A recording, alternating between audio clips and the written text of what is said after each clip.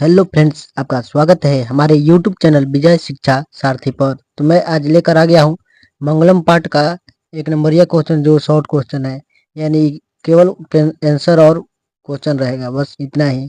Option इसमें नहीं दिया जाएगा। तो चलिए आगे बढ़ते हैं। पहला नंबर क्वेश्चन क्या कर रहा है कि उपनिषद किसका सिद्धांत प्रकट करता है? तो उत्तर होगा दर्शन का सिद्धांत प्रकट करता है। ईशावास्य उपनिषद में किस विषय में कहा गया है, आपको बताना है। तो ईशावास्य उपनिषद में आत्मा के बारे में कहा गया है। उसके बाद श्वेताश्वर उपनिषद में किसके बारे में कहा गया है? श्वेताश्वर उपनिषद में परमात्मा के बारे में कहा गया है। उसके बाद है कि कंठोपनिषद में किसके बारे में कहा गया है? तो मोक्ष के बारे में कहा गया है। ये सब याद रखिएगा कि किस उपनिषद में किसके बारे में कहा गया है।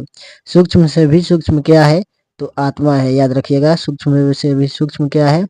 तो आत्मा है। उसके बाद आगे चलते हैं, आगे बढ़ते हैं और अगला नंबर क्वेश्चन देखते हैं। क्या है कि मंगलम पाठ में कुल कितने मंत्र हैं? तो 5 मंत्र है। कितने मंत्र है? कुल 5 मंत्र है, वो भी पदात्मक रूप यानी पद के रूप में है। यानी कि मंगलम पाठ में मंत्र कितने उपनिषदों से लिए गए हैं? तो उपनिषद है 4, लेकिन मंत्र है 5। एक उपनिषद से 2 पद लिए गए हैं। मंगलम पाठ में मंत्र किस रूप में है? तो पदात्मक रूप में है, यानी पद के रूप में है। ठीक है। उसके बाद उपनिषद में के रचनाकार कौन है? वेद व्यास हैं। कौन है? तो वेद व्यास इसके रचनाकार हो जाएंगे। उसके बाद अगला की उपनिषद किसका अंतिम भाग है? वैदिक साहित्य का अंतिम भाग है उपनिषद। ठीक है। तो चलिए आगे बढ़ते हैं।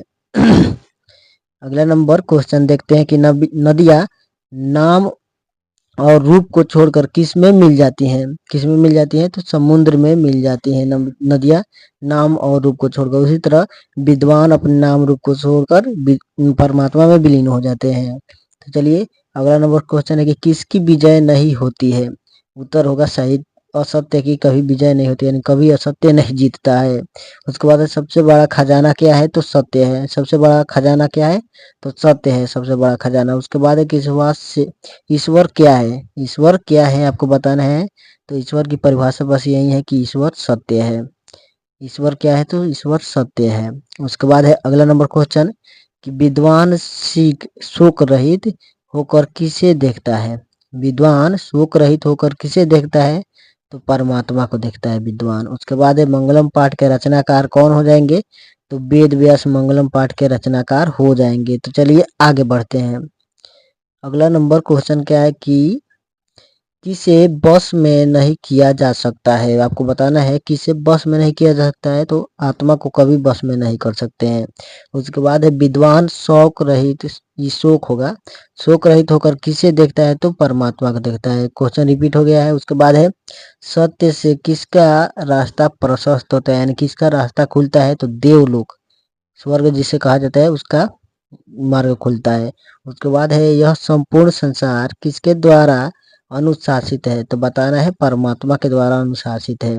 उसके बाद है किसका मुख सोने के पात्र से ढका हुआ है? ये ढका लिखा गया है लेकिन गलती हो गया है, ढका हुआ है। तो क्या हो जाएगा? सत्य का मुख सोने के पात्र से ढका हुआ है।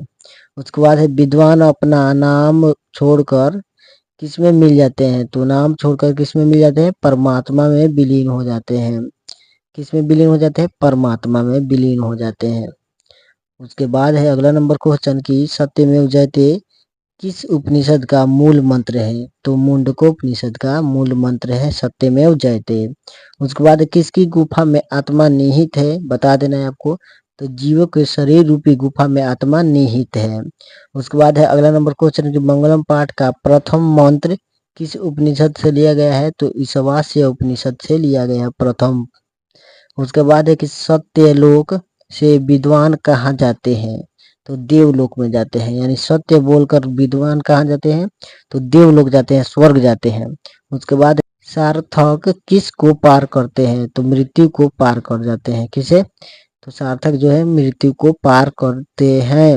उसके बाद है सत्य का मुख किस पात्र से ढका है? सत्य का मुख किस पात्र से ढका है? तो हिरणमय पात्र से ढका हुआ है।